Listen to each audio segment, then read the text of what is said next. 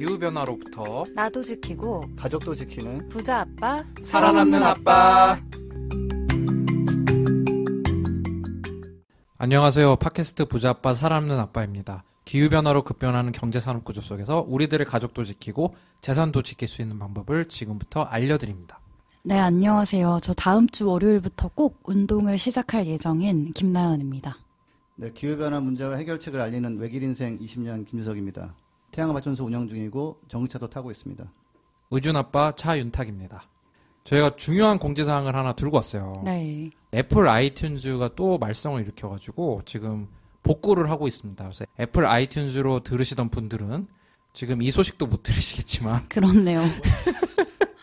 팟빵이나 네이버 오디오 클립이나 좋은 플랫폼 많으니까 팟디, 유튜브 등에서 잠깐 들어주시면 좋겠고요. 빠른 시일 내에 복구할 수 있도록 하겠습니다. 애플이 왜 이러는 거죠? 시가총액도 큰데 약간 왜 이러는지 잘 모르겠고요. 네. 이제 조금 자기소개가 이제 좀 참신하지 않네요. 예전만큼. 그러니까요. 네. 두 분 다 계속 네. 똑같은 거 반복하시는 것 같아요. 네. 각인을 시키려는 거지. 반복학습. 내가 제일 낫구만 그래도. 아, 그렇군요. 예. 우준 아빠 이거 뭐. 아예 이제 세상 아닙니까? 이제 기후변화 이제 다 아이들이랑 달려 있잖아요. 요즘 계속 TV에 그레타 툰베리부터 해가지고 아이들이 계속 노출되고 있어요. 이게 우리의 미래다. 그런데 우리 팟캐스트는 왜 안 듣는지 잘 모르겠고요. 네. 저희 다름이 아니라. 이 얘기도 우리 듣는 사람만 들을 거 아니야. 네.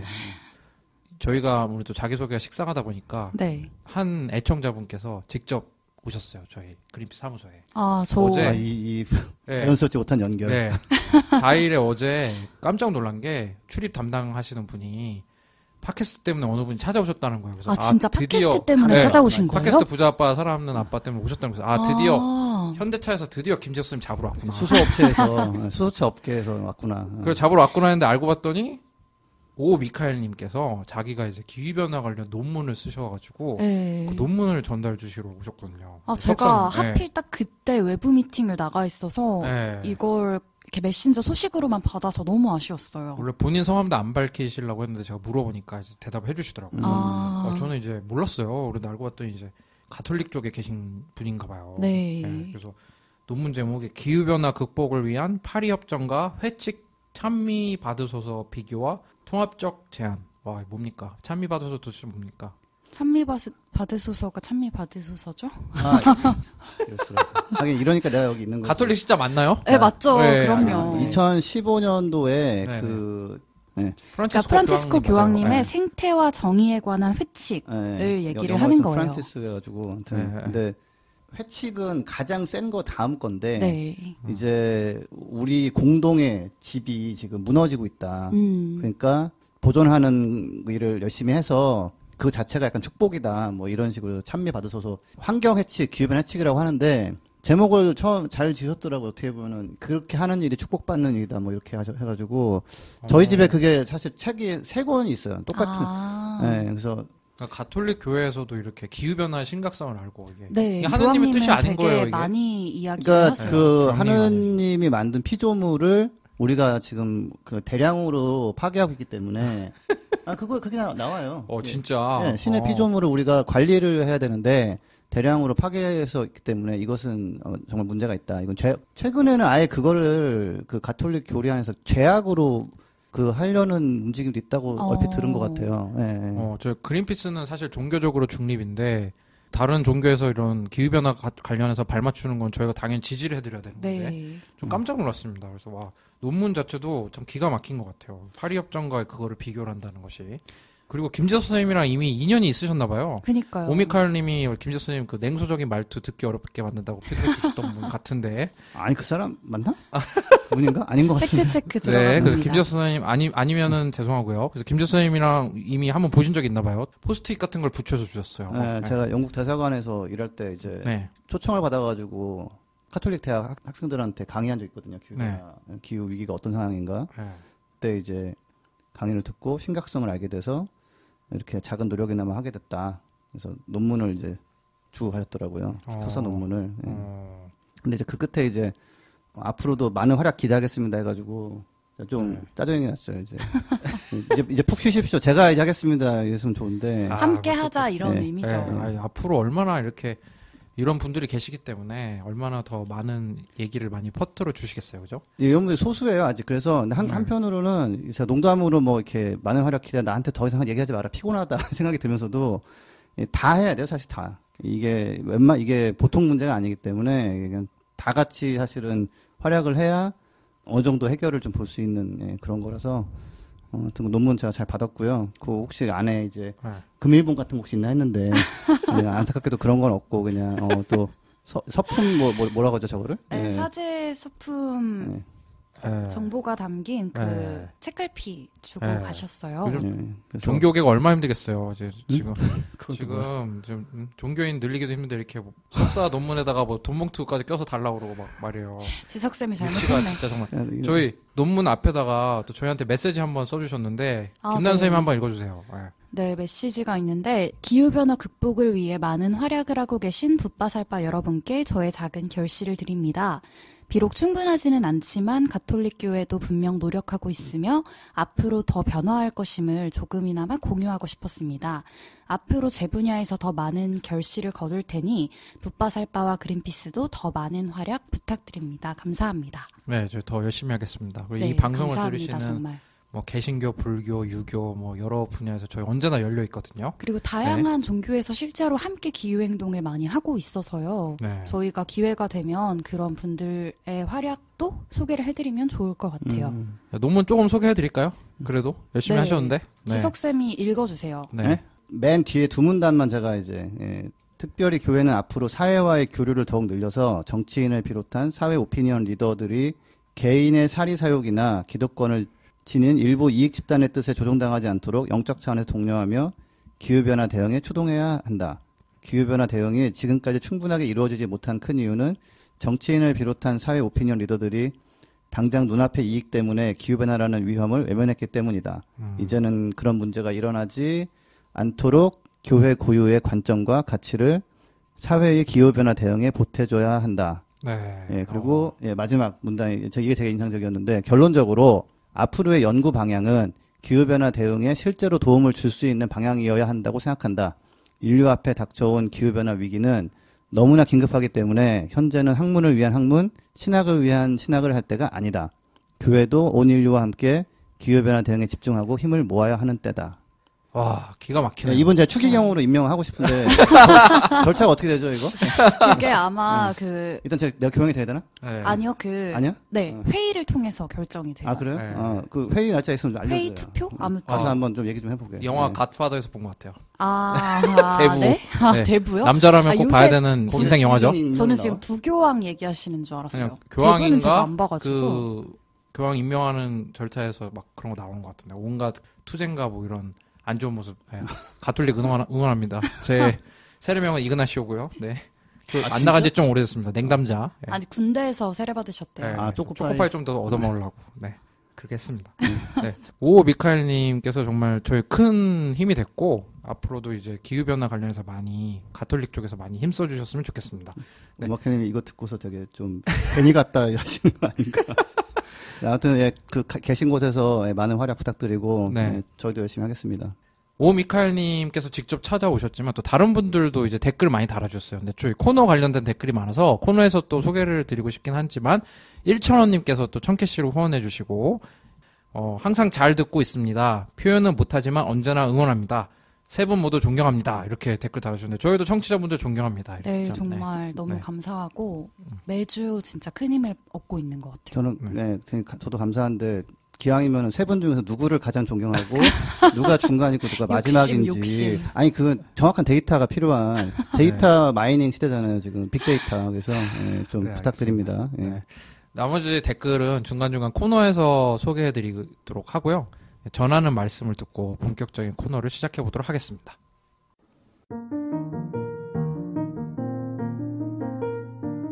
이 방송은 여러분의 소중한 후원으로 만들어집니다.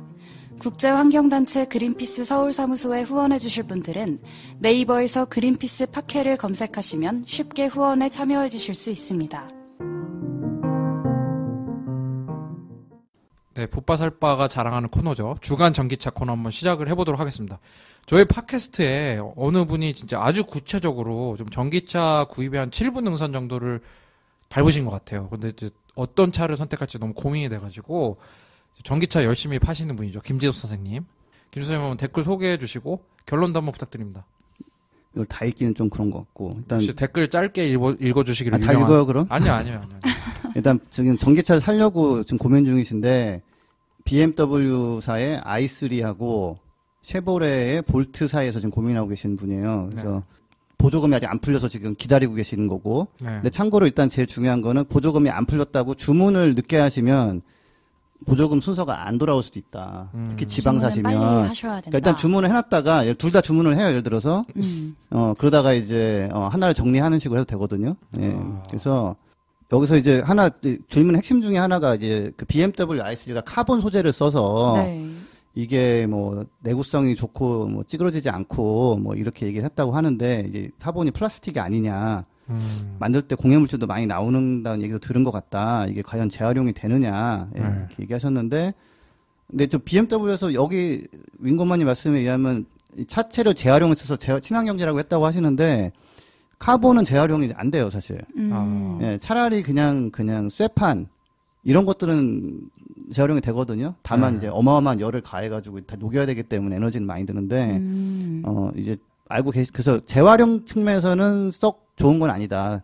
카본 소재가. 예, 그냥 가볍게 하려고 넣은 거고, 비싼 소재기는 한데, 뭐, 재활용 측면에서는 사실 불리한 거고, 보증기간하고 전기차 수리 이런 거에 대해서는 이제 뭐, B사 제품이 낫다고 보신다고 했는데, 여기서 B사는 BMW. 앞에는 네. BMW 하시고 뒤에는 네. B사라고. 네. 짧게 쓰시려고 그랬나? 아무튼. 근데, 여기 한 가지는 이제 그 A냐 B냐를 물어보신 건데, 아니야, B냐 C냐죠. 쉐보레하고 B하고. 근데, 네. BMW i3가 주행거리가 길어지긴 했는데 가성비 면에서는 이게 좀 아직도 비싸요. 그렇구나. 거의 한 5천만 원 넘기 때문에 i3 지금 주행거리는 얼마까지 올라왔어요? 많이 늘어나긴 했어요. 초기 모델은 한 120km 막 이래가지고 네. 그거 중고차는 지금 한 1,500이면 사고 그래요. 1,600, 1,700. 예.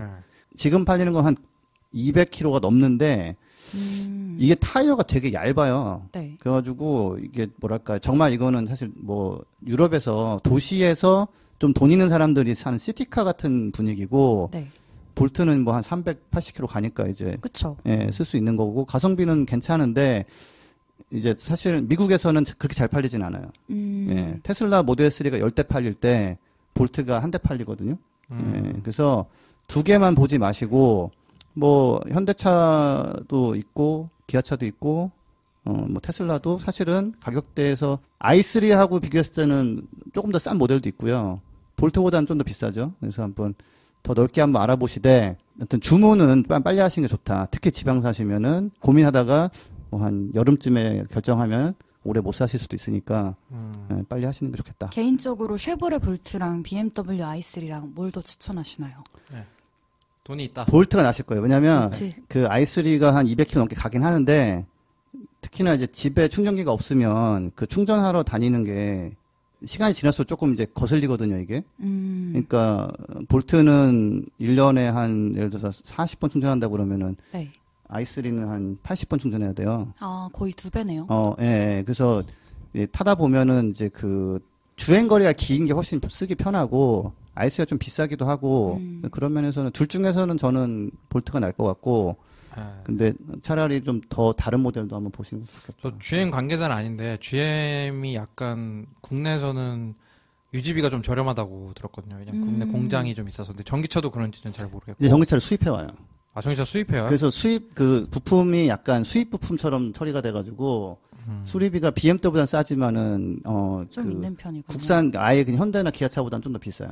저희 동네에서 볼트가 있어서 자주 보니까 좀 괜찮더라고요. 저는 네. 어쨌든 주행거리가 한 400km 전후로는 나오는 게 좀 개인적으로는 편한 것 같아요. 그렇죠. 예. 가장 중요한 건 윙구가 좋아하는 차를 사셔야 될 것 같아요. 윙구 엄마니까.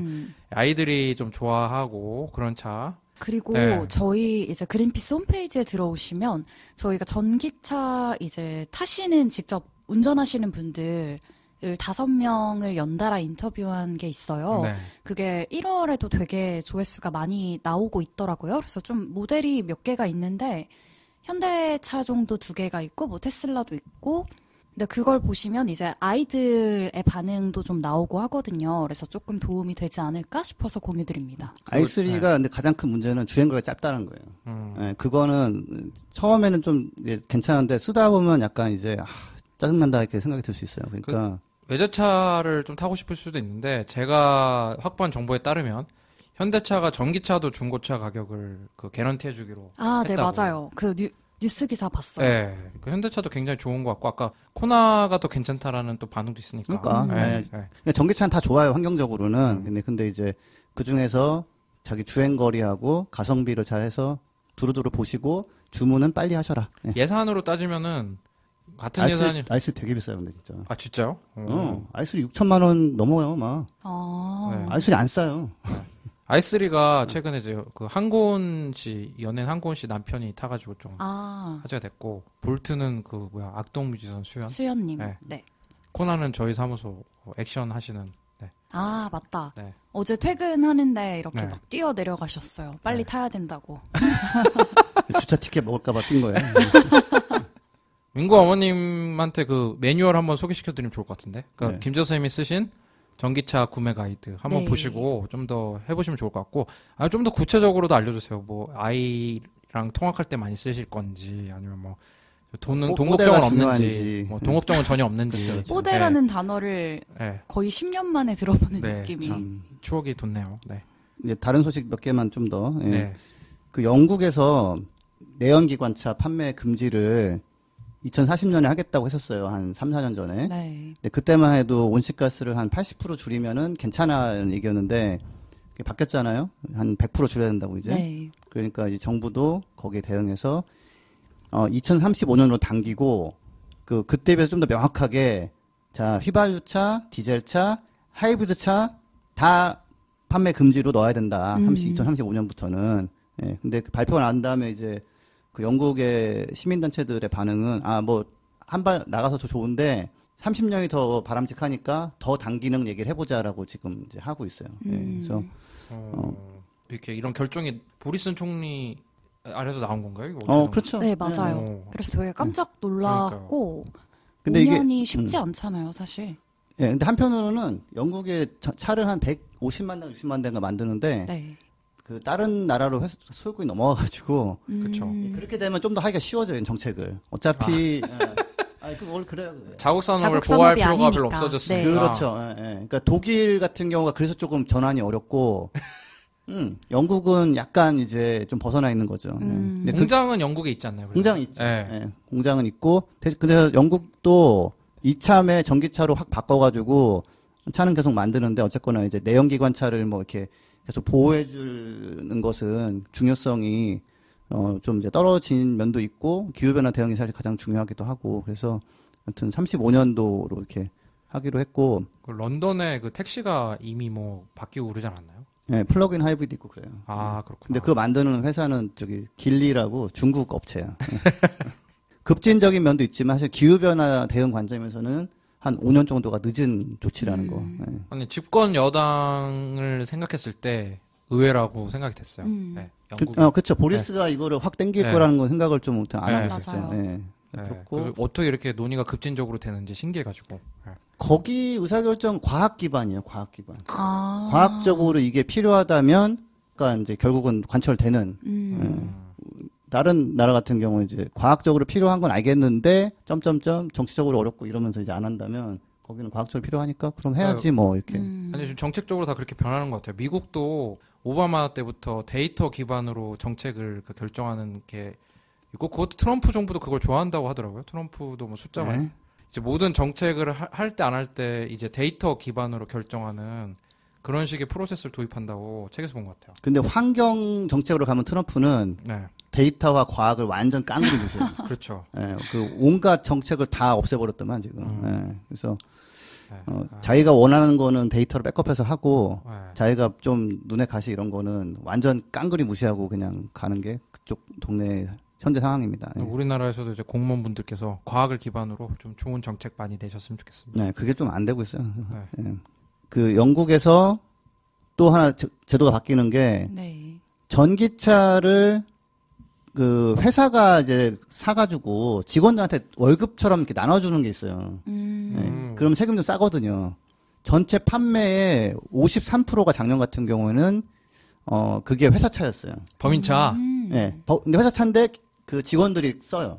네. 약간 월급 그 약간 보조처럼 이렇게 주는 거예요. 네. 복지처럼. 그렇죠, 그렇죠. 네. 그래서 세금이 좀 덜 나오고 그런데요. 그래서 근데 그렇게 하는데 파격적으로 보면 어떻게 했냐면 전기차에 대해서는 세금을 0원으로 만들어버렸어요. 0 파운드. 네. 완전 감면. 근데 그렇게 해놓고서 이제 조금씩 늘린다는 거예요. 예.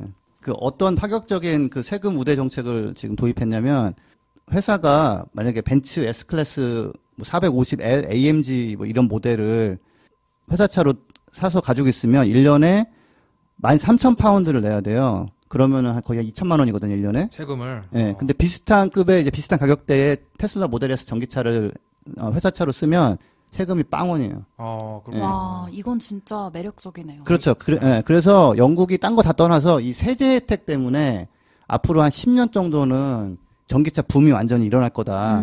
다만 변수는 전기차 공급이 원활하게 되느냐, 이 문제인데 여기 또 인터뷰로 네. 현대자동차 영국 판매소 뭐 소장이 나와가지고 걱정하지 말라고 4월부터 우리가 막 코나 전기차를 막 갖다 놓을 거니까 공급 많이 할 거라고 이렇게 얘기를 하고 있습니다. 탄소를 줄이는 좋은 방법이면서 또 세금도 줄일 수 있는 좋은 방법이니까 네. 이런 정책 설계를 잘한 것 같네요. 우리나라도 법인 그 자동차 세금 좀 적게 나오잖아요. 근데 전기차면은 많이 혜택 준다고 하면은 우리나라에서 좀 괜찮을 정책일 것 같다는 생각이 듭니다. 그러면서 탄소 배출도 줄여가지고 기후 위기도 좀 늦출 수 있고. 그 하나 사례는 IT 회사인데 에이토스라는 회사인데 여기는 무조건 회사차는 전기차라는 지침을 만들어가지고 뭐 선택의 여지 없이 그냥 여기 직원으로 회사차 받으면 무조건 전기차로 이렇게 하는 회사도 지금 나오고 있다고 합니다. 네.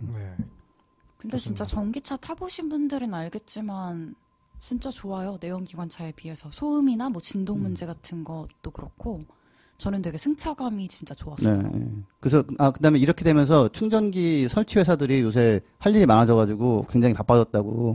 그래서 이런 또 긍정적인 또 경제 효과가 있다라는 것까지 말씀드립니다.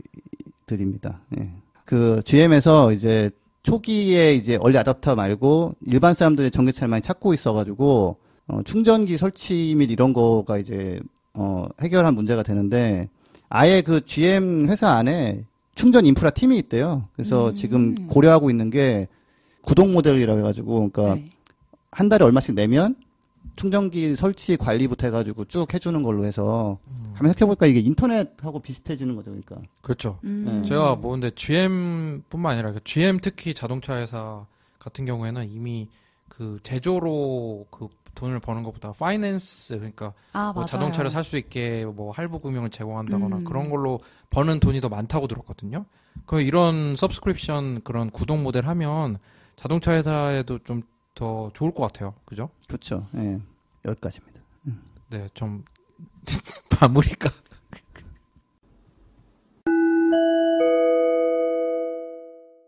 네, 지구재난 방송 한번 시작을 해보도록 하겠습니다. 김나연 선생님 어떤 소식 들고 오셨나요? 오늘은 이제 아프리카의 얘기를 2개 들고 왔는데요. 지난 2일이었어요. 이제 일요일에 KBS1에서 다큐인사이트 천년 거목에 죽은 바오밥의 경고라는 프로그램이 재방송이 됐어요. 근데 지석쌤이랑 얘기 나눠보니까 여기에 그린피스 인풋이 좀 들어갔다고 하더라고요. 네, 이거 PD님이 제 패친이고요. 근데 지석쌤 패친 아닌 사람이 없어. 뭐 좀 그런 면이 있죠. 네. 근데 어쨌든 이 바오밥 나무 되게 익숙하잖아요. 우리 어린 왕자라는 책에서도 그렇죠. 바오밥 나무 유명하죠. 그렇죠. 그거 잘하면은 별이 쪼개져가지고 맞아요. 이 거의 별 해충같이 묘사되는 거잖아요. 이거. 비유길인데 제 생일이 6월 12일이거든요. 그래서 잘 외우고 있는데 네. 어쨌든 이 행성이 되게 작은데 소행성이 6월 12일이시라고요, 생일이. 네, 알고 알겠습니다. 계시죠? 네, 기억해 주세요. 굉장히 큰 부담이네요. 지석쌤, 윤탁쌤. 네. 근데 이 행성이 너무 작아서 이 바오밥 나무가 자라면 엄청 크니까 이 행성이 좀 쪼개질까봐 걱정을 해서 어린 왕자가 그 뿌리를 뽑고 하는 내용이 나와요. 기후변화 때문에 이제 뿌리 안 뽑아도 되겠네. 근데 진짜 스포하시네. 그러네. 미안합니다. 이 바오밥 나무가 열대 아프리카에 주로 분포를 하거든요. 그리고 아프리카 분들은 이제 신성한 나무 중 하나라고 이걸 생각을 한대요. 네, 그 악마가 네. 그 나무를 뿌리째 뽑아서 거꾸로 꽂아놨다라고 얘기하잖아요. 바오밥 나무의 뿌리랑 모양이. 이거는 또 사셨던 분이잖아.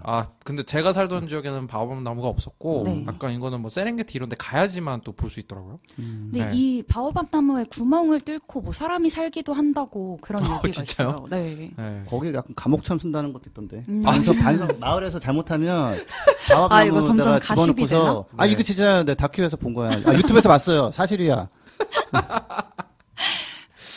어쨌든 이 바오밥 나무가 전 세계에서 가장 크고 오래 사는 식물 중에 하나인데 얼마나 이게 크냐면 높이가 20m, 그리고 사람 가슴 높이에서 둘레를 쟀을 때 10m, 그리고 퍼진 가지 길이도 10m 정도래요. 그리고 나무 나이가 뭐 2000년이라는 곳도 있고 5000년이라는 곳도 있는데 뭐 네. 아무튼 정말 사람이 살면서 이 나무가 뭐 죽는 거는 거의 보기가 힘든 굉장히 오래 산다는 네, 거죠. 굉장히 오래 사는 나무. 근데 이 바오밥 나무가 그만큼 오래 살기 때문에 지역 네. 생태계에도 되게 긍정적인 영향을 많이 미치는데 최근 10여 년 동안에 이렇게 죽는 경우가, 돌연사하는 경우가 늘어났대요. 근데 이게 이제 스테판 우드복 박사 등 공동 연구팀이 재작년에 네이처지에 관련 연구 결과를 발표를 했는데 이 연구에 따르면 돌연사가 늘어난 원인이 기후변화 때문이다. 아프리카에. 네. 기후변화가 이제 아프리카 남부 지역에 영향을 주면서 바오밥 나무가 이 환경변화가 급격하게 일어나니까 거기에 적응을 하지 못하고 생각해보세요. 몇천 년을 사는데 네. 막 10년 안에 이런 환경변화, 막 기후변화로 인한 이상기후 이런 것들이 계속해서 닥쳐오니까 적응을 못하고 이제 돌연사를 하는 거예요. 특정 지역 같은 경우는 뭐 15년 동안 바오밥 나무가 뭐 싹을 못 텄다고. 그러니까 새로운 바오밥 나무 개체가 안 생겼다고 그러더라고요. 그러니까 큰 나무도 죽는데 작은 나무가 어떻게 거기서 그러니까요. 성장을 하겠어요. 예. 식물들은 도망갈 수가 없잖아요. 사실 조금씩 도망을 가요. 뭐냐면 그 씨를 뿌려서 좌우 막 퍼뜨리는데 약간 더워지고 있다 그러면 뒤에 있는 애들은 죽고 이제 앞에 가는 애들은 살아남는 거죠. 그래서 고산지대에 침엽수가 있는 게 네. 도망간 거예요, 위로. 서서히 도망간 거예요, 이렇게. 조금씩 이렇게 네, 번식을 이동하는 하면서. 거죠, 번식하면서. 나는 죽었지만 너라도 살아라 하면서. 뒤에 있는 애들은 아이고 잘못 번식했네, 쟤는 죽고 이런 식으로. 근데 이제 요즘 지리산에 그 침엽수들 많이 죽잖아요. 네. 떼죽음 당하잖아요. 거기까지 올라가서 그나마 자기가 견딜 수 있는 온도였는데 이제 그게 안 되니까 이제 죽는 거고. 바오밥나무도 식물이라는 건 도망갈 수 없기 때문에 네. 그래서 1년에 한 번씩은 비가 와야 되는데 2년 동안 안 와버렸다 그러면 이제 3년 차에 죽고 이런 거죠. 그래서 여러 개가 많이 죽지만 바오밥 같이 약간 좀 우리가 이제 어렸을 때부터 책 같은 거 읽으면서 친숙하게 생각하고 그쵸. 모양도 되게 좀 특이해서 이렇게 뭔가 좀 저런 것도 있고 하는 약간 세계를 넓혀주는 느낌? 약간 낭만적인 느낌 있는 것들이 맞아. 우르르 죽으니까 사실 그래서 이런 거 연구하시는 분들이 그래서 우울증 걸리는 거예요. 내가 계속 연구했던 바오밥 나무가 죽는 게 막 보이고 어린 나무 이제 몇 개 살아남나 연구하는데 다 죽어버리고 이러니까 그런데 할 수 있는 건 없고. 네. 그러니까. 할 수 있는 거는 이제 온실가 줄여달라고 이제 성명 발표하고 이런 건데 그러니까 그 11,000명의 과학자가 네. 그런데 참여해가지고 네. 쓰는 거예요. 온실가 줄여달라고. 근데 저희 이제 이름을 청취자분들 중에서 그 숲활동가로 활동하고 계신 분 계셨잖아요. 숲속 푸른 달님. 네, 그래서 좀 우리나라에서도 실제로 많이 영향을 받고 있다고 말씀해 주셨는데 직접 본 사례나 이런 것도 댓글로 남겨주시면 저희가 한 번 더 소개를 해드려도 좋을 것 같아요.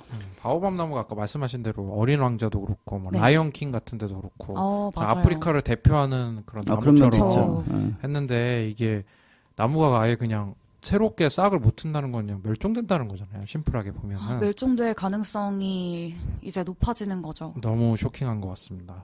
네.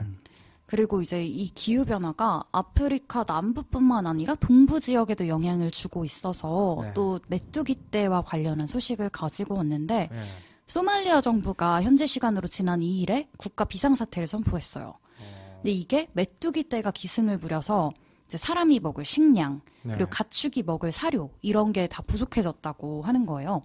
근데 이게 직접적인 원인은 이제 작년 가을에 아프리카 동부 지역을 강타한 폭우 그리고 홍수였는데 이제 메뚜기의 산란과 서식에 좋은 환경을 만들어준 게 물폭탄인데 인도양에서 이제 동쪽이랑 서쪽이랑 그 해수면 온도차가 되게 크게 나면서 이런 살기 좋은 환경이 만들어졌다고 해요. 메뚜기 살기 좋은. 네. 맞아, 메뚜기가 살기 좋은 환경. 그래서 지구온난화 때문에 계속해서 이런 일이 발생을 하면 이 양상이 더 자주 반복될 수가 있다. 근데 이 메뚜기 떼가 보니까 사막 메뚜기라는 종이래요. 근데 한 마리당 몸무게가 2g. 근데 매일 자기 몸무게만큼의 곡물을 먹어 치울 수 있대요. 그러니까 우리가 우리 몸무게만큼의 그 양을 먹는다고 생각하면 되는 거잖아요. 조그마한 생각보다. 조그맣죠. 근데 어마어마한 비밀이 숨겨져 있어요. 이게 1제곱킬로미터 넓이에 최대 8천만 마리가 뭉쳐서 날아다닌다고 해요. 근데 지금 8천만 마리가 하루에 얼마만큼의 식량을 먹어 치울 수 있냐? 3만 5천 명분. 그러니까 어떻게 그 좁은데 8천만 마리는 좀 아닌 것 같아. 상상이 안 되죠. 무섭다 너무. 그리고 그게 1km 딱 정해놓고서 더 이상 없고 이런 거 아닐 거 아니에요. 그쵸. 그 이상 맞아요. 사이즈가 될 거 아니에요. 이건 애들이. 설명을 하기 위해서 이렇게 잡은 거고, 그리고 이 메뚜기 떼들이 잡식성이래요. 그래서 뭐 쌀, 보리, 옥수수, 목화, 바나나, 나뭇잎, 그냥 식물, 과일을 전부 다 가리지 않고 먹어 치운다고. 그러니까 여기가 별로 먹을 거가 그렇게 많은 것도 아닐 텐데. 네, 이미 식량 부족 사태로 지금 힘들어하고 있는 와중에 이런 일이 터졌다고 합니다. 소말리아 아프리카 뿌리라고 약간 그 동쪽이랑 동북쪽에 다 있어서 조금만 올라가면 이제 사막이거든요. 네. 그런데 지금 너무 충격적인 게 메뚜기랑 이제 사람이 경쟁해야 되는 시대잖아요. 기후 변화가 가속화되면 먹을 걸 두고. 근데 지금 지고 있잖아요. 국가 비상사태를 선포했다는 거 아니에요. 그니까요. 이게 와 너무 참 허수스음이 나오는 상황인 것 같아요. 그리고 유엔 식량농업기구에서 지금 사태에 대해서 뭐라고 얘기를 했냐면 25년 만에 최악이다. 네. 그리고 앞으로 1년 안에 메뚜기 떼를 퇴치하지 못해서 이 상황이 더 안 좋게 될 경우에는 진짜 큰 일이 날 수 있다. 25년 전에 기근 말하는 거죠. 우리 소말리아 한때 기근이 엄청 심했잖아. 네. 그래서 뭐 그 위아더 월드하고 맞아요. 독수리가 막 그 마른 소녀 뒤에 있고 그 사진 엄청 유명하고. 그런데 와 이게 진짜 말이 안 되는 거 같아요. 근데 더 진짜. 무서운 건 이제 여기서 뭐라고 예측을 했냐면 6월까지 한 뭐 4개월 남았죠? 네. 메뚜기 떼 규모가 500배 수준으로 커질지도 모른다고 해요. 와 진짜. 그래서 한 가지 보면 이제 그 바닷물이 온도가 상승해서 이게 난탄 현상이라고 분석했잖아요. 네. 바닷물 온도는 앞으로 내려갈 일이 없거든요. 온난화가 이제 그 예전에 기사도 보면은 히로시마 뭐에 터졌던 폭탄 5개 정도가 원자 폭탄 5개가 내는 열기가 지금 바닷물에 계속 들어가고 있어요. 예, 이거는 반복될 확률이 뭐 굉장히 높다. 예전에 뭐 한 100년에 한 번 그랬다면 이제는 뭐 이제 25년에 한 번 정도 된 거고 이게 이제 10년에 한 번, 뭐 5년에 한 번 이렇게 가면은 여기서부터 기후 난민이 또 출발하는 거죠, 이제. 도저히 살 수가 없으니까. 지금 난민분들이 생기고 있겠네요. 어쩔 그러니까요. 수가 없네요. 네. 기후변화가 그렇죠. 진짜 식량에도 얼마나 영향을 미치는지. 그러니까 그 안에서는 난민이 분명 생겼을 거예요, 예를 들어서. 네. 근데 이제 더 이상 못 견디면 결국 다른 나라까지 이동을 하게 되는데, 네. 이제 그때 그 상황까지인지는 아닌지 모르겠지만, 아무튼, 아이고, 네, 안타깝습니다. 조금 더 지켜봐야 될 것 같아요.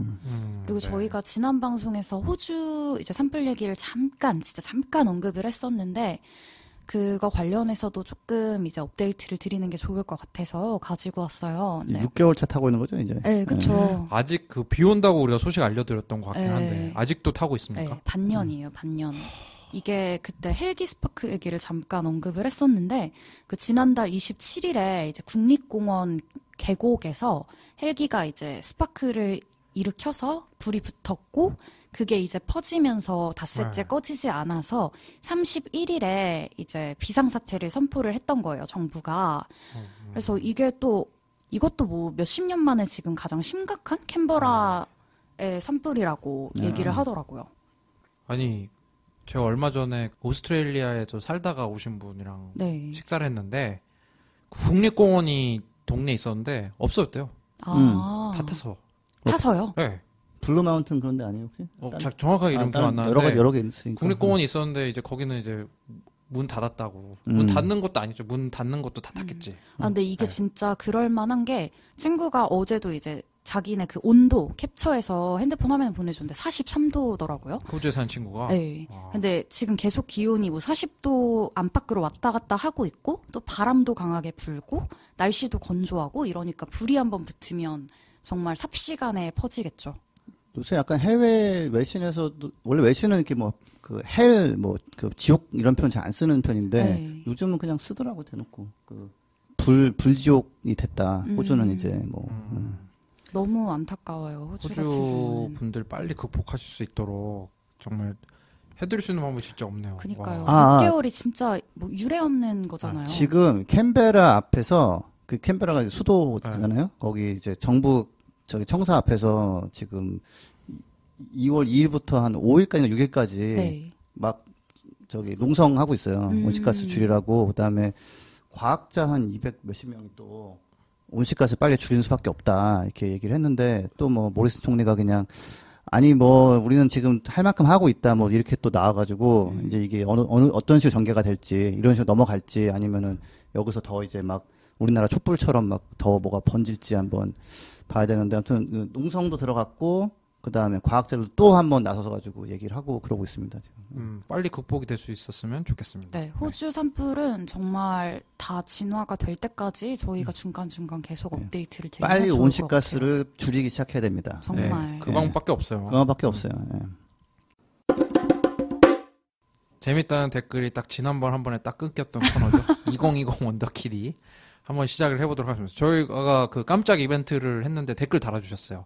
드림 오브 데이처님이 지난 방송 때 소개했던 2020년 미국 대선 후보 톰 스타이어의 과거를 어떻게 생각하느냐라고 했더니 이제 댓글 달아주셨는데 과거에는 돈을 버는 게 목적이어서 화석 연료 쪽에 투자했다고 해도 지금 개가천선했다면 용서해야 된다고 생각한다라고 이렇게 댓글을 달아주셨어요.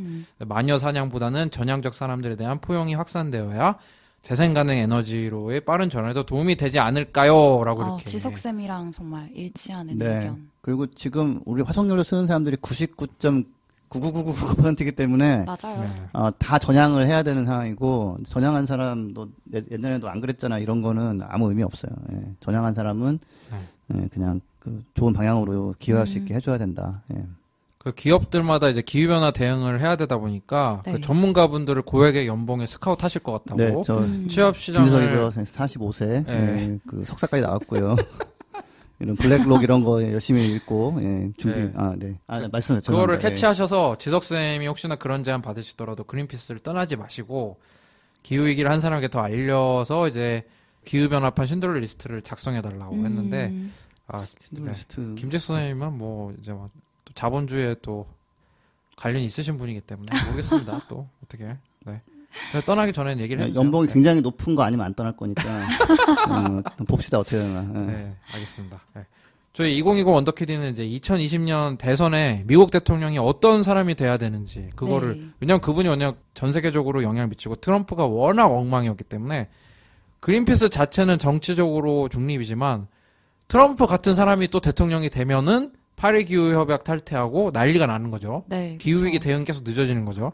그래서 우리가 이걸 한번 지켜보고 있는데 때마침 지금 미국 대선에서 굉장히 중요한 모먼트가 지금 발생했어요. 2월 3일에 아이오와 코커스라고 하죠. 그러니까 아이오와주 지역 당원대를 민주당과 공화당 둘 다 시작을 했어요. 네. 그래가지고 공화당 같은 경우는 이제 트럼프가 압도적으로 97%로 다음 대선 후보는 트럼프다라고 공화당원들이 선택을 해주셨고요. 뭐 여러 가지 해석을 해볼 수 있겠죠. 트럼프만한 후보가 없다라고 할 수도 있고 트럼프가 진짜 좋아서 그런 걸 수도 있고 공화당원들이. 그 다음에 이제 아이오와주 민주당 개표는 지금 진행 중인데 지금 녹화하는 지금 네. 민주당이 상당히 망신을 당했죠. 개표하는 과정에서 이제 숫자가 좀 어긋난 게 있어가지고 개표를 아직도 하고 있어요. 우리나라 같은 경우는 뭐 바로 당일날 나오잖아요 결과가. 문탁쌤이 아까 확인해 보시다가 네. 분노를 하셨죠. 왜 네. 아직도 안 나왔냐고. 네, 근데 저희의 영원한 친구 트럼프 대통령이 이 민주당이 꼬라지 보라고 이렇게 그 개표도 제대로 못하는 애들이 이렇게 뭐 나라를 이끌겠냐. 나라 이끄냐, 뭐 보건 시스템이나 이런 거 하겠냐라고 또 이제 일침을 또 그 트위터 그 악마의 손가락 그거를 해가지고 뭐 그렇게 또 썼더라고요. 근데 트럼프가 잘 때려 보니까 적절한 타이밍에 왜냐하면 그게 네. 대의원 선거 결과 그 다음에 뭐 1순위 후보만 한 거 결과 1, 2 후보 순위 후보를 합친 결과를 해가지고 세 개를 뭐 보아가지고 뭐 어떻게 일치하나 보고 어쩌고 이렇게 해놔 버리니까 막 대혼란에 부티지지가 1등 한다면서요, 지금. 예. 지금 아이오와주에서 경선, 그러니까 아이오와주를 그 대선 풍향계라고 하는 게, 네. 그러니까 민주당이든 공화당이든 거기서 어떤 대선 후보를 뽑을지 첫 투표를 당원들 대상으로 하는 건데, 이 결과가 향후에도 지대한 영향을 미치잖아요. 네, 맞아요. 그런데 지금 62% 정도 개표한 현황에 따르면 부티지지가 1등을 해버렸어요. 아니, 갑자기 깜짝 놀랐어요. 왜 1등이야? 왜냐면 지금 여론조사는 바이든 전 부통령이 1등이었는데, 그래서 네. 부티지지가 26.9%로 이제 경선 결과는 지금 1등, 샌더스가 25.1%로 2등, 그 다음에 이제 교수와 이런 철저한 이미지를 했다가 좀 토론이나 이런 거에서 많이 밀려갖고 지지율이 떨어지는데 워런이 18.3%로 3등, 그리고 여론조사에서는 1등을 달렸던 바이든 전 부통령이 15.6%로 4등, 그 다음에 클로버샤라는 이제 또 여성 후보가 12.6%를 기록하고 있습니다. 이분도 처음 들어봤는데. 클로버샤 이분도 좀 센 분이에요. 센 분이었어요? 네. 저희 조만간 소개를 할 거고요. 네.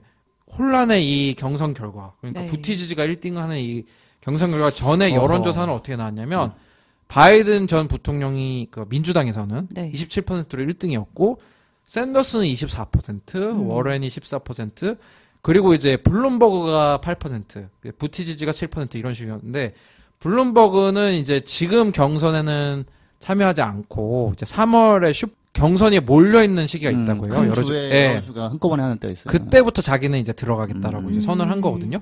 근데 블룸버그도 상당히 올랐어요. 8%. 그러네. 어떤 기사는 10% 이상 나왔다고 하는 기사도 있고 두 자릿수 했다고 하고 뭔가 좀 탄탄히 전략을 뭐 하고 있나 보던데요. 그래서 오늘 소개할 후보는 이제 집에 가실 분이죠. 저희 이제 2020 원더키디가 집에 가기 전에 송별회 느낌으로 준비해봤습니다. 털시 개버드라고 지지율 1%의 후보예요. 네. 지금 제가 한번 털시 개버드 이분을 참 소개하면서 아 이거 어떡하지? 큰일 났다.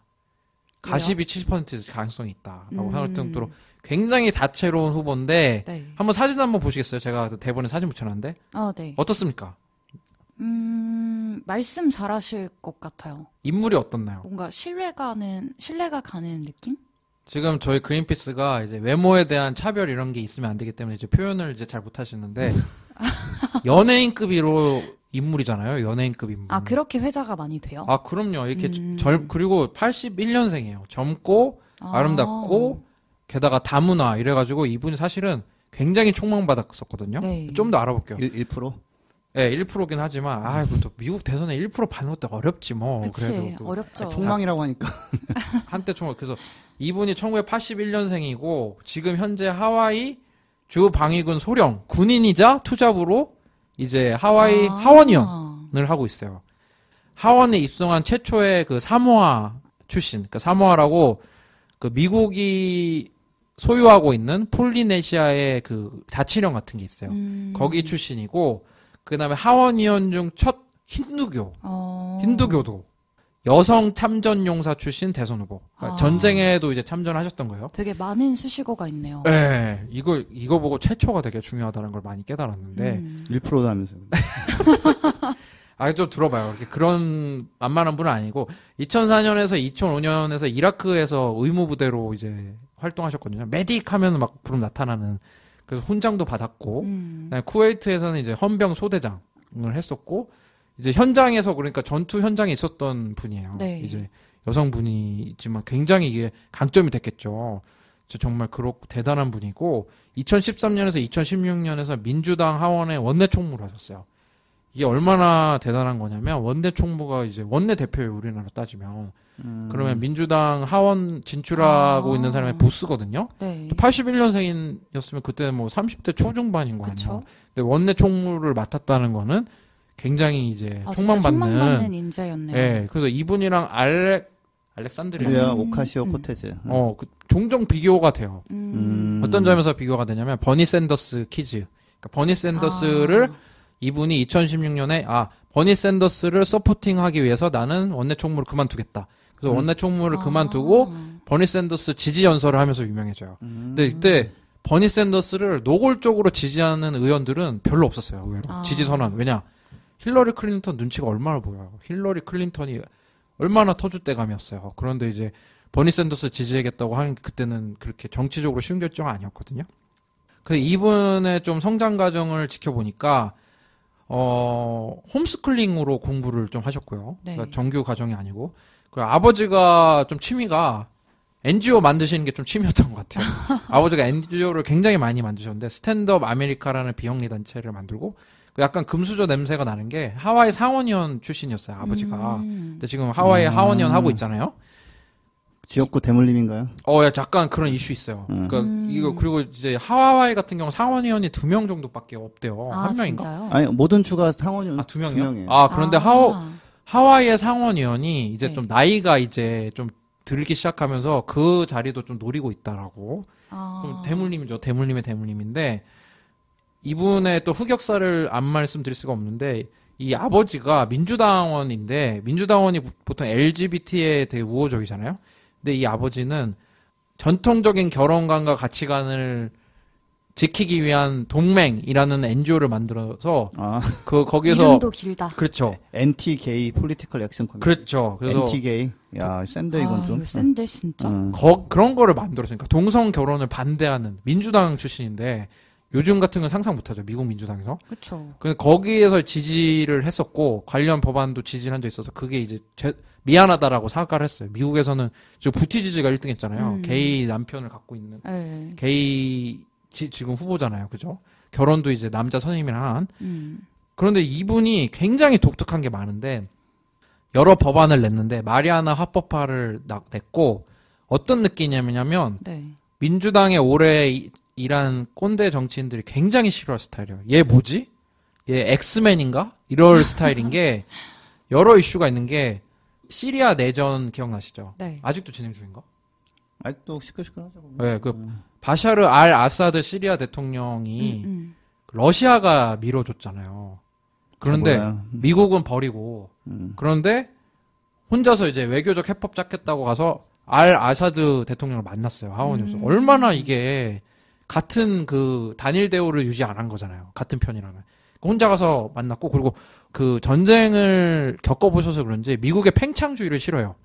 미국이 왜 미군이 왜 저기 내정 가서 개입하고 하지? 누구랑 비슷하죠?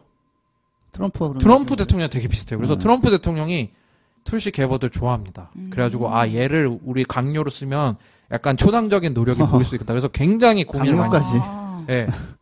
그러니까 약간 조금 그 소수적인 느낌이 들잖아요. 그래가지고 무슨 일이 있었냐면 작년 10월에 힐러리 클린턴이 그 오바마 행정부 보좌관을 띄던 사람이 하던 팟캐스트가 있어요. 그러니까 그 팟캐스트 방송에 나와가지고 러시아가 어떤 민주당 경선에 어떤 후보를 지지하고 있다라고 하니까 이제 사회자가 그게 털시 게보드야? 그랬더니 클린턴이 맞아. 러시아의 소중한 자산이야. 이렇게 얘기를 해버려요. 그래가지고 이 털시 게버드 털시 게버드 하원의원이 클린턴 상대로 명예훼손 소송을 진행했거든요. 한 5천만 달러. 그러면서 어마무시한 독서를 퍼부어요. 이렇게 힐러리 클린턴은 전쟁광들의 여왕이고 부패의 화신이다. 그래가지고 같이 민주당에 있던 대선 후보들도 저렇게까지? 그런데 이게 이거 이제 털시 게버드를 보면서 어떤 생각이 들었냐면 그 미국의 그 러시아 컴플렉스 그런 게 있거든요. 그 트럼프도 러시아의 뭐 개입 이런 게 있잖아요. 그러면은 털시 게버드가 모스크바 가가지고 러시아 사람이랑 악수를 해갖고 러시안 지원을 받게 하면 이 사람은 국가 반역자인 거잖아요. 그러면 이게 러시아 개입이 무슨 뜻이냐? 러시아가 좋아하는 생각대로 말하는 후보를 러시아 측에서 홍보를 열심히 해준대요. SNS 이런 걸로. 네.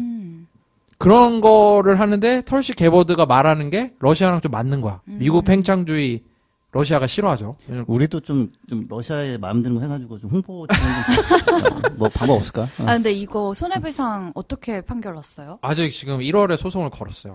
근데 지금 얼마 안 한참 갈 됐구나. 거야. 근데 민주당의 후보가 러시아의 스파이인 것처럼 비춰준다는 게 이 사람한테 정치적으로 어마어마하게 안 좋은 거잖아요. 근데 힐러리 클린턴이나 이런 사람들이 보기에는 그 민주당 꼰대들이 보기에는 얘 완전 러시아가 좋아하는 말만 하고 있는 웃기는 애야. 막 이렇게 보는 것 같아요. 그래가지고 러시아가 그 마치 지지하는 그런 후보처럼 돼버린 거예요. 그럼 지지율이 더 안 올라오겠죠. 그러니까 이게 그 러시아의 이 빨간 그 레드 컴플렉스라고 하나요? 미국에서도 이게 그 아직까지도 계속 이렇게 유지가 되는 거예요. 이제 가십 70% 끝났으니까 환경 얘기 30% 하겠습니다. 네, 하나 저기 네. 그 대본에 다코타 파이프라인 열심히 활동했다는 게 뭐예요? 다코타 저기 송유관 건설 사태 그린피스 그 미국 사무소에서도 맞아요. 열심히 했거든요. 네네. 그 다코타를 가로지르는 2,000km 정도의 그 송유관 건설이 있었는데 그 반대를 이 하원 의원이 엄청 열심히 반대를 열심히 했다고. 열심히 지원했어요. 근데 여기에는 열심히 활동하길래 파이프라인 그럼 열심히 아니. 하도 막 톡톡 튀는 일을 했다고 하니까 네, 그래서 반대했다. 그 원주민들의 생계도 위협하고 그다음에 그 다코타 파이프 송유관이 그게 건설되면은 난 잘 모르겠는데 원유를 이렇게 나르면서 그렇게 기름이 많이 새나 봐. 그런 위험성도 있고 이제 그게 개발되면은 이제 석유 또 자원 개발도 가속화돼가지고. 그렇죠. 화석유. 네, 그래서 이게 길 뚫리면은 이제 뭐 오염 공장 들어오는 것처럼 그래서 막으려고 되게 열심히 노력을 했죠. 그래서 그때 그린피스 미국 사무소를 비롯해가지고 헐리우드 스타들이랑 미국의 수많은 NGO들이랑 미국 원주민들, 그 인디언들 같이 연합을 해가지고 결국에 2016년에 그 미군에서 허가를 해줘야 되는 건데 그럼 미군이 이거 석유관 건설 중단할게 라고 했죠. 그 다음에 2017년에 누가 해성같이 나와서 완공해라라고 했죠. 그 누구죠? 네, 트럼프 대통령이죠. 네. 하고 있어 다시 그래서? 그 완공 지금 하는 중이죠. 트럼프 대통령이 와가지고.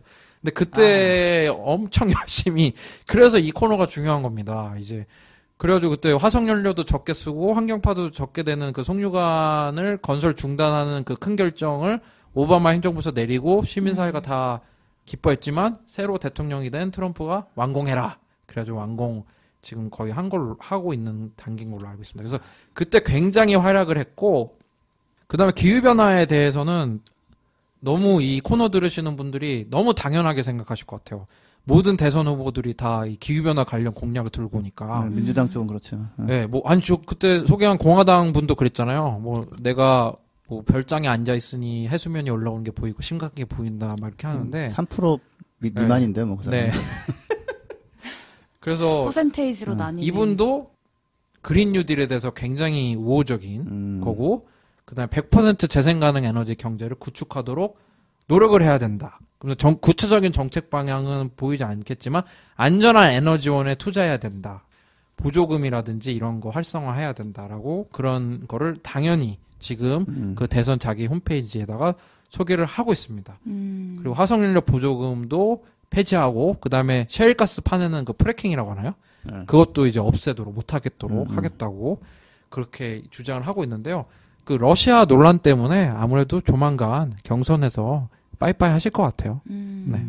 힐러리 클린턴이랑 소송전에 치중하지 않으실까 하는 생각이 듭니다. 참고로 프래킹이 이제 천연가스를 이제 싸게 캐오네 이래서 되게 좋게 보는 분들이 있는데 그거 할 때 물 오염 이런 거 엄청나고요. 네. 더 중요한 건 뭐냐면 거기서 천연가스를 캘 때 조금 천연가스가 좀 새어 나가고 그래요. 네. 이제 그게 이제 메탄 가스인데 온실가스 효과가 CO2 대비 한 엄청나죠. 30배 되거든요. 네, 그래서 거기서 한 1, 2%만 세면 천연가스 발전을 갖다가 써도 석탄하고 정말 비슷해져요. 온실가스 배출 면에서. 그래서 사실 이 짓은 그만둬야 된다 해가지고 영국은 사실은 조금 해보다가 말았어요. 이제 금지시켜버렸거든요. 근데 미국은 여전히 이걸 열심히 하고 있어서 정말 대통령이 바뀌어서 근데 오바마 때도 이거는 멈추지 못하더라고요. 오바마 때도 이거를 그냥 뒀고 지금 더 하고 돈 내니까 내지는 그냥 자국 내 에너지 자원을 활용하고 이런 식으로 그래야 사우디나 중동의 영향력을 벗어나고 그러는데 아무튼 안녕히 가시라고 전해주세요. 만나면. 네. 저는 이 코너를 준비하면서 이제 기후변화 관련 공약을 안 내는 사람은 없으니까 다른데 이렇게 눈이 가면서 저는 오히려 털시 게버드 코너를 준비하면서 미국의 이 정치판도 굉장히 삭막하구나. 좀 의견의 다양성으로 볼 수 있는데 러시아가 좋아하는 의견을 얘기하는 쟤는 러시아의 자산이야. 이렇게 얘기를 하는 요런 게 완전히 냉정하더라고요. 근데 그 힐러리 클린턴이 그랬다는 거죠. 그렇죠. 네. 그 예전에 그러면 버니 샌더스 지지연설하고 이랬더니 앙금이 나와가지고 뒤늦게 확 쏜 걸 수도 있죠. 그럴 수도 있는데 또 러시아가 또 미국 대선에 적극적으로 개입하나 봐요. 진짜로. SNS 통해서 많이 한다는 거는 어느 정도는 분석이 나온 것 같아요. 네, 참. 들은 얘기가 자기들끼리 막 웃는데요. 야, 이거 하나 떴더니 미국에 또 난리 났어. 막 이러면서. 그러니까 이랬을 거예요. 털시계보드가 뭔 얘기 했더니, 야, 봐, 얘 봐라. 딱이야. 우리 하고 싶은 말 딱 한다 하면서 막 SNS 올리고 막 그런 것 같아요. 그죠? 아마 이제 집에 갈 만한 후보는 거의 다 소개를 해드렸고요. 이제 제 코너도 이제 끝날 기미가 거의 보입니다. 이제 몇 명 안 남았습니다. 그래가지고. 근데 이제 거물급들을 아직 소개를 안 했잖아요. 버니 샌더스라든지 엘리자베스 워런이라든지. 그러니까 저희 앞으로도 좀 코너 이제 많이 계속 관심 가져주시기 바랍니다. 그럼 저희 전하는 말씀 듣고 이제 코너는 마치고 소식 한번 다뤄보도록 하겠습니다.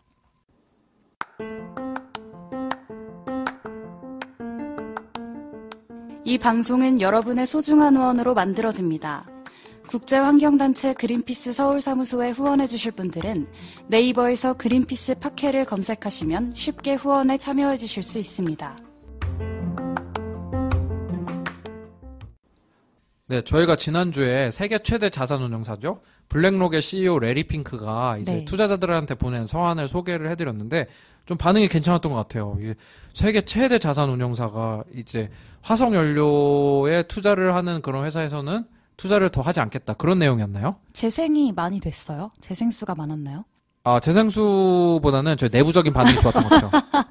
내부적으로 재밌게 들었다고. 예. 한국은 좀 조용한데 사실 이거 관련해서 해외에서는 굉장히 시끌시끌해요. 제가 그 부분은 나중에 뒷부분에 말씀드릴게요. 네. 사실 지난주에 저희가 이제 블랙록 CEO 이제 레리 핑크죠. 그 레리 핑크가 CEO들에게 보내는 연례 서한만 소개를 해드리고 시간 관계상 좀 마무리를 했는데 이번에는 좀 얘기 못한 거 이제 고객들에게 보내는 서한에서 좀 짧게 얘기를 좀 해보면 좋을 것 같아서 그 부분을 가지고 왔어요. 좀 더 팔로우업을 하려고. 네, 맞아요. 제가 앞에서 지구재난 방송에서 메뚜기 떼로 인한 이제 식량난 얘기를 해드렸잖아요, 소말리아에.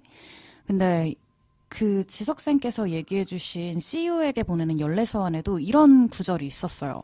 빈번한 가뭄과 홍수로 인해 식료품 가격이 상승한다면 인플레이션과 그로 인한 금리는 어떠한 영향을 받을 것인지 라는 구절이 있어요. 그만큼 기후변화가 정말 다양한 부분에 영향을 미칠 수 있다는 점.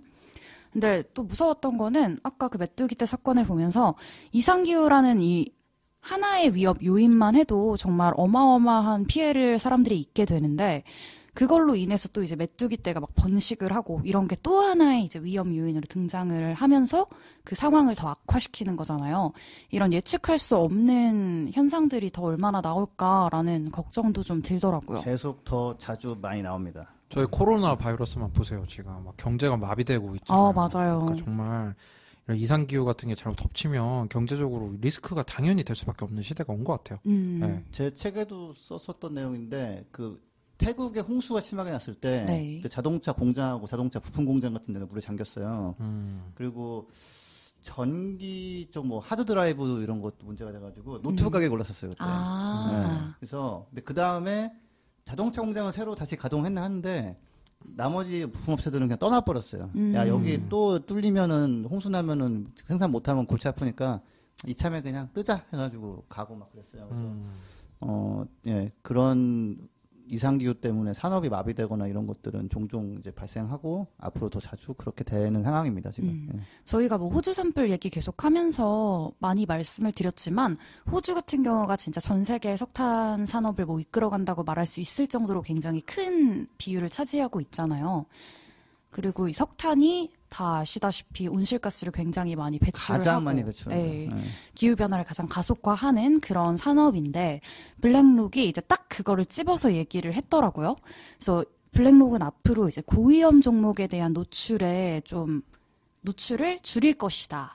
그래야 포트폴리오 위험 대비 수익률이 개선이 될 것이다 라고 얘기를 하면서 딱 석탄 생산 산업을 그 섹터로 꼽아서 얘기를 했어요.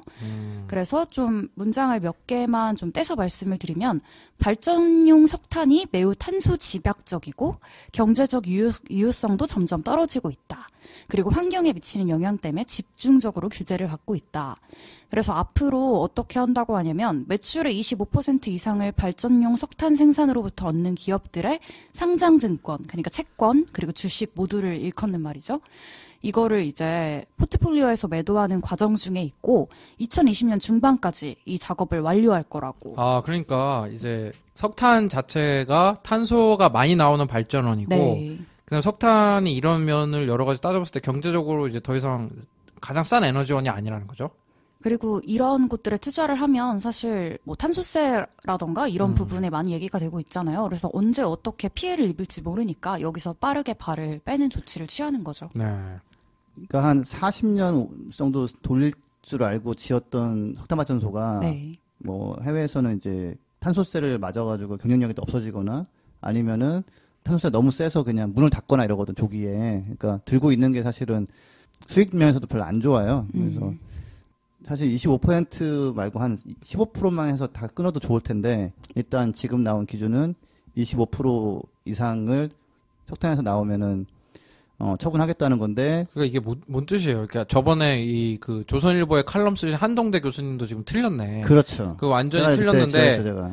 매출의 25% 이상을 발전용 석탄 생산으로부터 얻는다. 이게 뭔 뜻이에요? 석탄을 캐는 게 말하는 거예요? 아니, 이거는 제가 해석하기로는 예를 들어 한전 같은 경우가 지금 석탄 발전으로 만드는 전기가 45% 이상이죠. 한 2%인가 뭐 그래요. 42에서 뭐 45. 근데 그렇다고 매출이 꼭 45%는 아닐 거예요. 네. 왜냐하면 다른 거는 발전량이 적어도 더 비싸서 매출도 높을 수도 있고. 근데 매출이 한 40몇 %면 대략 25% 넘을 거예요, 분명히. 예, 그래서 처분 대상이 되는 거고. 이게 되게 안타까운 건 뭐냐면 우리나라 정부가 소유한 국영기업에 네.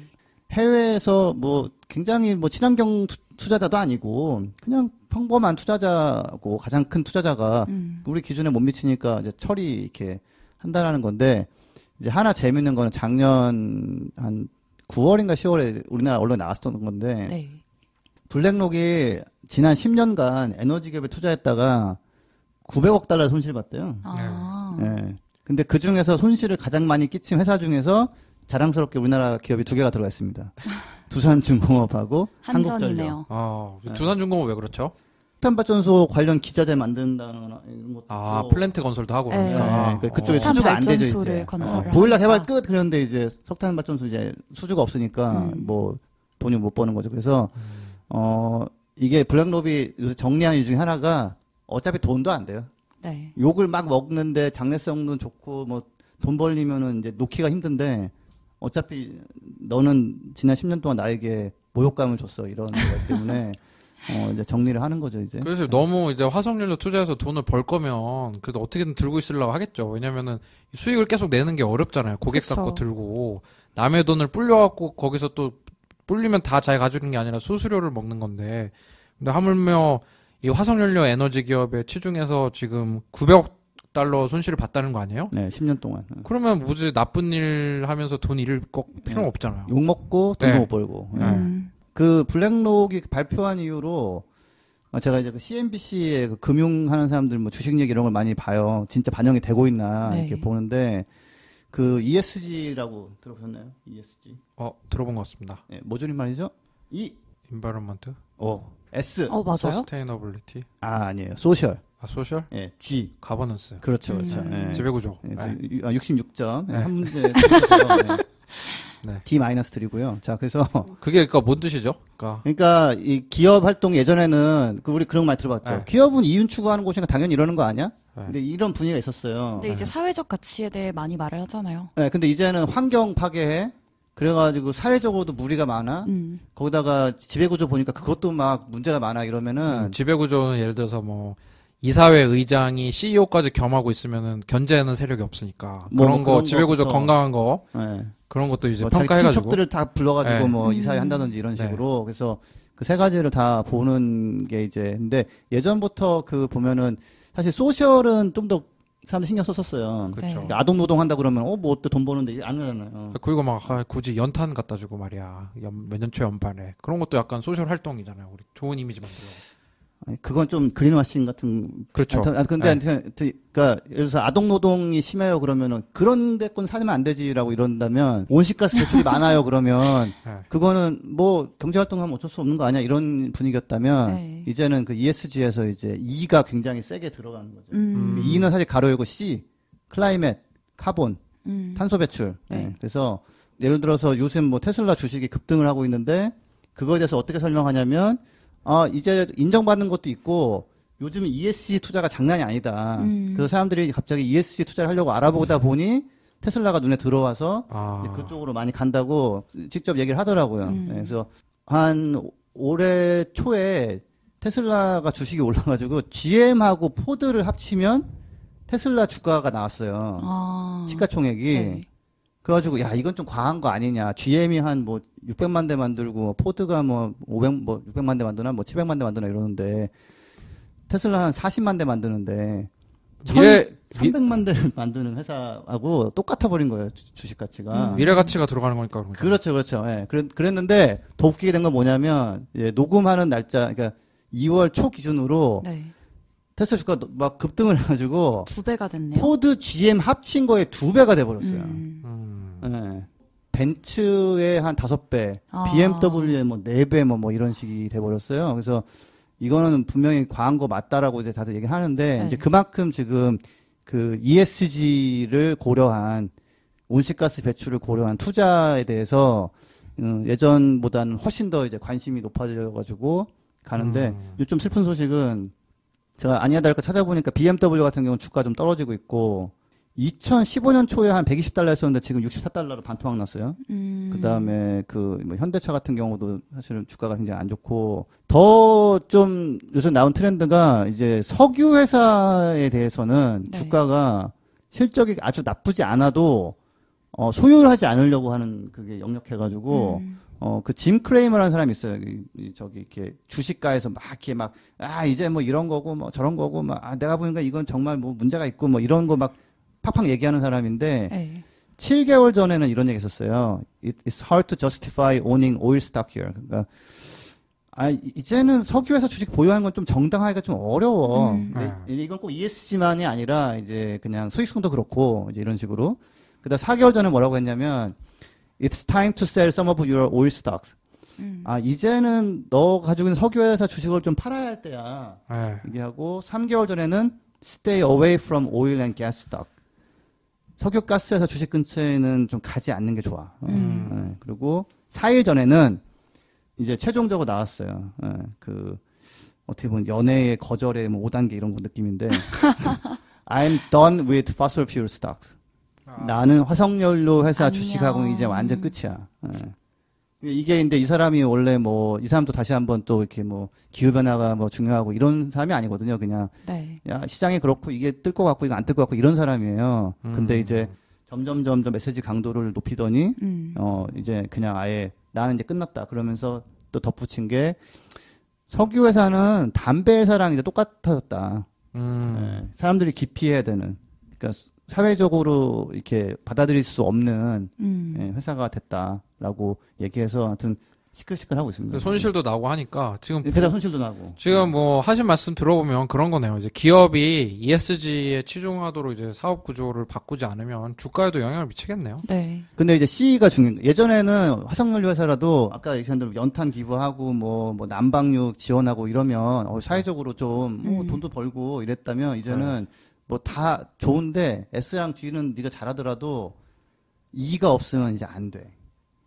그러니까 파슬 퓨얼 스탁은 그냥 회사가 뭐라는 없잖아요. 그냥 이런 회사는 안 돼가 아니라 화석연료 회사는 이제 난 끝났다.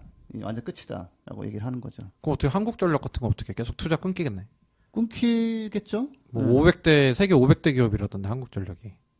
근데 이제 아직은 블랙록 같은 회사가 다 그런 건 아니기 때문에. 근데 이렇게 뭐 CNBC의 이런 그 월가 얘기 들어보면은 굉장히 시끌시끌하게 돌아가고 있어요. ESG 투자할 때는 어디 있냐 이러면서 찾고. 근데 그럴 때 한국전력은 눈에 안 들어오겠죠. 한국전력이 만약에 재생에너지 한 60%다 그러면은 야 여기 이거 사야겠다 이럴 텐데 석탄 40몇 프로에 뭐 원자력 한 20몇 프로에 이래 버리니까 나머지 천연가스 굉장히 준비가 안 돼 있는 모습인 거죠. 재생에너지 뭐 한 3, 4% 하려나? 한국전력 주가 동향을 한번 저희가 한번 고민. 다 봐야겠네요. 썩 좋지 않아요. 저희 생각대로 되는지 고민을 한번 해보았으면 좋겠습니다. 그리고 뭐 그 밖에 뭐 골드만삭스도 이제 엑슨모빌이라는 회사에 대해서 실망스럽다 실적도 앞으로 더 안 될 것 같다. 자본 투자에 대한 그 수익 목표가 15%라고 얘기하는데 회사는 우리가 해보니까 한 8%밖에 안 나올 것 같다. 주식 추천하잖아요. 매수, 매도 뭐 이건 내잖아요. 네. 셀, 팔아라라고 지금 그 레이팅을 붙여서 이것도 좀 화제가 되고 있어요. 완전히 지금 세상이 바뀌었네. 옛날에는 이게 석유 회사나 이런 거 하물며 주유소 하는 집이 부자고 막 그런 맞아요, 시대였는데 맞아요. 요즘은 들고 있으면 욕도 먹고 수익도 안 나고 다 털라고 하고 이런 세상이 와버렸네요. 그죠? 골드만삭스에서 지난 분기에 $60를 벌다가 요번에 56달러밖에 못 벌었다. 56억 달러. 네네네. 실망스럽다. 그래서 돈은 꽤 벌잖아요. 그래도. 그래서 세 가지 리스크를 얘기하는 게 석유 제품 판매 마진도 적을 것 같고 저유가 계속 될 것 같고 수요가 이제 줄 거라고 보니까 그다음에 개발 프로젝트도 지금 한다는 거 잘 안 될 것 같다. 이러면서 그냥 팔아라 주식 이렇게 내보냈어요. 네. 옛날이랑 많이 바뀐 게 그런 거잖아요. 우리 뭐 석유 매장량이 뭐 몇십 년밖에 안 남았다.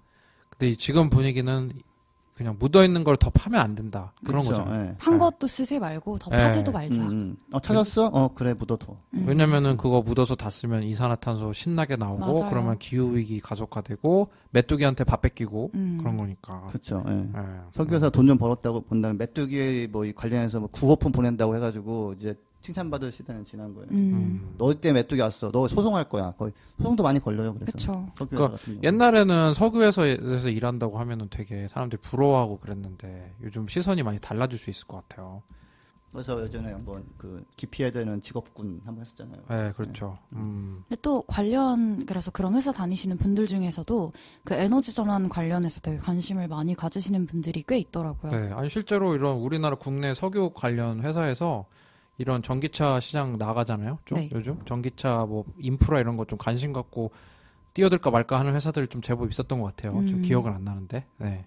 코너를 하나 또 새로 만들던지 바꿔가지고 주간 ESG 뭐 회사를 해볼까? 뭐 그 블룸버그 그린이라고 이런 녹색 투자나 녹색 산업 관련해서만 전문적으로 하는 매체가 새로 만들어졌는데 거기에 이제 보니까 기후변화에 도움되는 일을 해서 부자가 된 사람 10명 리스트도 이거 있고. 알려주세요. 네, 그리고 또 하나는 $100만 있다면 하고 있고 기후변화를 막고 싶으면 어디에 투자해야 될까? 이런 것도 올라와 있더라고요. 그래서 이런 부분이 앞으로 좀 남이 정리해 준 게 나오니까 갖다가 여기서 소개하면 될 것 같아요. 그래서 여기 추천 종목대로 한번 하면 어떻게 되는지. 하고 시뮬레이션 돌리던지 진짜 해보던지. 진짜 그린피스에서 참 하기 쉽지 않은 피드백인, 콘텐츠긴 하네요. 네. 우리 경제 팟캐스트잖아. 네. 근데 또 비영리인데 아무튼 고민해보겠습니다. 네. 소식 너무 잘 들었고요. 정말 블랙록 이 편지를 다시 한번 보면서 명확해지는 것 같아요. 화석연료에다가 이제 관련 기업에다 투자해서는 이제 주식도 위험한데 화석연료 관련 주식 투자하면 완전히 그냥 3대가 이제 위험해질 수 있는 그런 상황이에요. 진짜 3대가 위험해지는 거잖아. 재산도 잃고 기후변화도 가속화되고. 네. 그리고 4대는 태어나지도 못해. 그러니까. 와, 이거 그래서 애청자분들은 꼭 들으시고 주변에도 주식 조금씩 하시는 분들 있으면 살짝 얘기 좀 해주세요. 뭐 손실이나 이런 건 책임 못 집니다. 네. 저희 오늘 두 분 이렇게 또 이렇게 방송 준비하시느라 고생 많으셨고 다음 주에 또 재밌는 소식 많이 있을 것 같네요. 네. 그럼 좀 다음 주에 좀 더 풍성한 소식으로 다시 인사드릴 수 있도록 하겠습니다. 감사합니다. 감사합니다.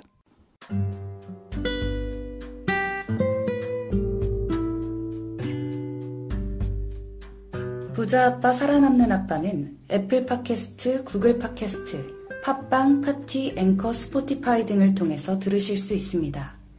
방송에 대한 의견이나 참여를 원하시는 분들은 gkr@greenpeace.org로 메일을 보내주시면 저희가 정기적으로 확인하도록 하겠습니다. 부자 아빠 살아남는 아빠